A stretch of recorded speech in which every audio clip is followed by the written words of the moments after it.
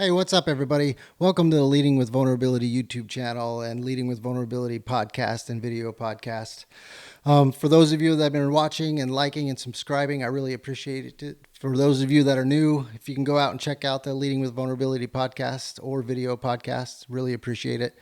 Some great conversations with some great leaders that I think will benefit anybody in any walk of life at any point in their life. So highly encourage you to go out there and check it out. But obviously, this is not a podcast episode. You see all of this equipment that I have sitting here in front of me, right? A question that I get often is, hey, Yuma, what equipment do you use to shoot the podcast, to record the podcast, editing the podcast? So I get the question so often, I thought I would just kind of share what I have and what I use currently as a beginner podcaster, video podcaster to produce the Leading with Vulnerability podcast. I will start this. I'll caveat by saying, if you want to get into this, you can really start with just a cell phone. Good video, you can record audio and go straight. You could do a video podcast with just your cell phone or just even an audio podcast with your cell phone. So you wouldn't have to jump all in like I did here.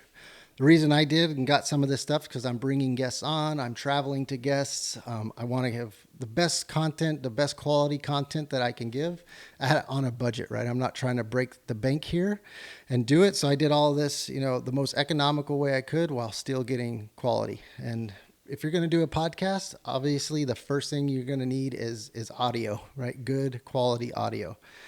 And depending on where you look at it, whether audio or video, you can quickly get to where you're putting a down payment on a house with how much some of this stuff can run you. So I did a lot of research to try to find things that were quality, but within a budget. And for my audio, I settled on this Zoom PodTrack P4 for a couple reasons. It's super economical.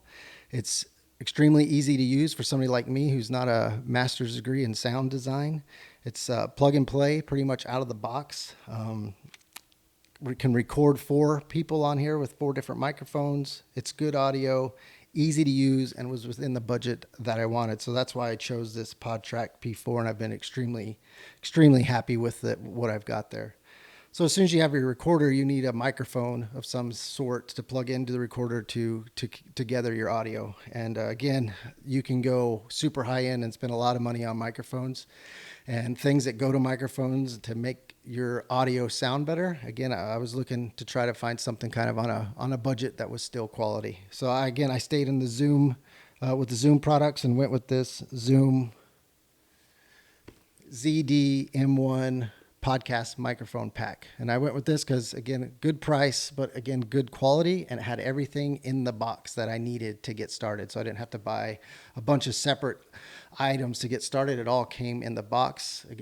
Super easy to use, works well with the recorder, and straight out of the box, I was ready to record podcasts with everything in the box.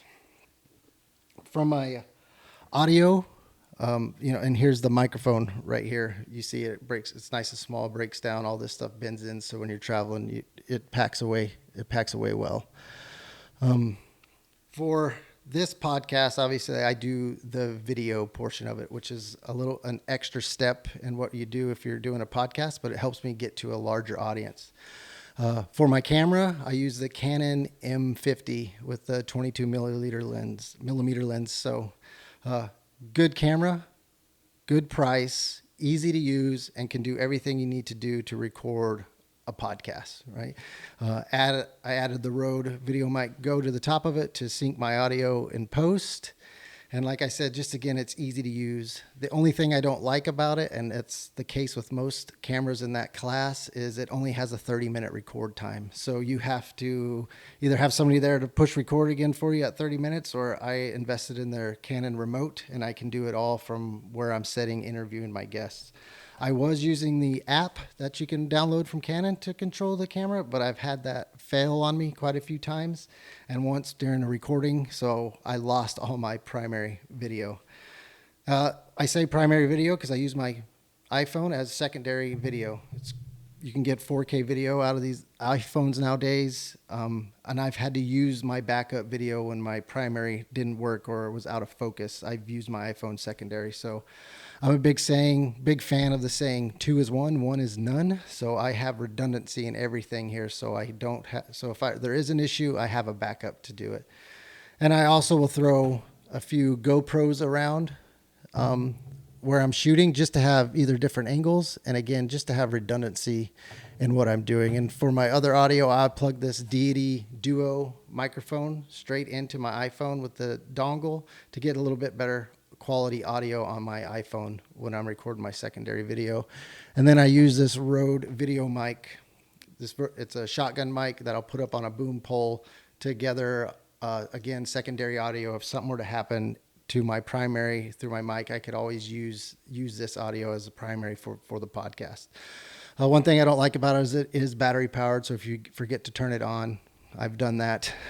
You're not going to get audio out of it, and you just got to remember to change the batteries. But I've had no issues with this microphone, and that's what I boom over the top for my secondary audio, or secondary primary audio, for syncing and post. This is the stand that comes with the microphones. I used these on my first, almost 10 podcasts that I shot. Set it right on the table, put the mic on it. I upgraded to these arms for just a little bit more versatility. And I noticed that my guests, they liked to hit the table and talk with their hands. And every time they do that, when it was setting on the table with this one, I would get, I would hear it through the audio. So I got these arms so I could get it up off the table and move it around. Just C clamps to any table, and collapses down really small, throw it right in my kit, and I'm off. So, and again, not very expensive, and has done everything I needed to do to make my microphone setup just a little bit more versatile. Next, I'll talk about lighting, which might be the next most important thing after video, right? Doesn't matter how expensive your camera is. If you don't have quality audio and your lighting's terrible, people aren't going to watch it. So, and again, you can be creative with lighting. You have lights around your house. You can get natural light. You have flashlights. This is a shop work light that I use. Charges up. I put it in a corner or get rid of shadows with it. And then I have this light, this eMart LED light, came in a pack of 2. Comes with different filters here that you can put over and change the temperature, color temperature. It's USB powered, so I can plug it either into a wall or into a power brick. Small, versatile, gets the job done, and it creates, it's not going to create that, that movie star look, potentially, that movie lighting, but it's going to create better lighting to make the product better in the end. So that's kind of the main components. And then I have all my accessories that I use to mount things to. So this tripod here, 2 of them came with the 2 lights that I had in the package. It's small, super light. I mount everything to it. The camera that's videoing right now is mounted to the second one of these. Super versatile and can fit right in your kit and go with you anywhere you go. My go-to tripod is this Manfrotto Tripod. It's inexpensive, it's light, it's durable enough to do, especially in a studio environment. You can throw it in your bag, and you can go and you can mount anything you need to mount onto it. And then I just throw other tripods and monopods into the bag when I'm going somewhere, because you never know what situation you're going to be in with a shoot you're going there. That's not in the studio. So if I got to throw lights or some microphones or even a camera on one of these, I have that option. So you'd rather have and not need than need and not have. And I put in, 2 or 3 or 4 of these USB power outlets, this ball head, where if I need to move a light and get light in a certain area, I can move this around, clamp it down. I can put a camera on it and level it if I'm in an unlevel spot. Extremely handy to have. A recent investment I just invested in is this power cord that goes straight into the camera. So I don't have to worry if my battery's charged, or if I shoot shoot way longer than anticipated, I don't have to worry about my battery dying. I just plug it straight into power, and I'm good to go. And I'm a big fan of these Anker USB-C power cords. I use these to power my Zoom when I'm not running on battery power. They're long, they're sturdy, they're durable, and I throw a few of those in my bag. Highly recommend getting some power bricks, some power banks. Like I said, I can plug my lights into it if I'm not next to a wall outlet. I can charge a battery. I can keep a charge a microphone if you have it. Extremely handy to have these, and you never know when you're going to need power, or you're going to need to move a light, or do something where you just don't have a capability to plug right into wall access. And then bungee cords. Probably because part of my time in the Army, growing up on a ranch, I got bungee cords everywhere and I use them. I'll show you in the setup video where I use these bungee cords, but I always throw a few medium-sized ones and small ones in there because you just never know when you might need to do something, get a light up out of the way, move something out of the way. You can bungee cord something up, and they're just, again, super handy to have in your kit because you never know when you might need it. I do have this other giant tripod over here. It stays in the studio most of the time. It's heavy. It's not lightweight. It's a good workout carrying this thing around, but this is where I'll mount a lot of things too. You can mount lights, cameras, you know, I rig a boom arm out of this thing and I'll show you. And really the last thing I'll show you, the last two things I'll show you that I use is